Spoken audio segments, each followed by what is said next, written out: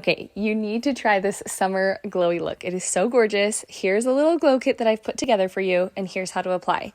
First step is to apply this cream Bella bronzer all over. We're just evening the skin tone with this, adding some warmth underneath.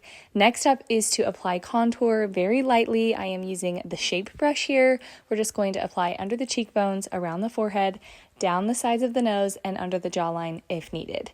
And then step 3 is we're going to add a blush. I'm doing a matte color first and then a sheer glossy color over top. Then my final step is to spot treat my acne and conceal my dark under eyes. So with my acne, I am using these demi correctors that don't require foundation. So targeting those red blemishes with a Y01 and the darker ones with O3. And then my under eyes, I'm using Y01 on the purple blue section, O3 on those darker blue veins, and then R01 to help with the freckling. Use my contour for a lip liner and then doing a mixture of these two lip and cheek colors. I'm taking the matte pink lip and cheek color and I'm using it as an eyeshadow and doing bronzer all around that. Then using the sheer balm to add some extra glow to the skin.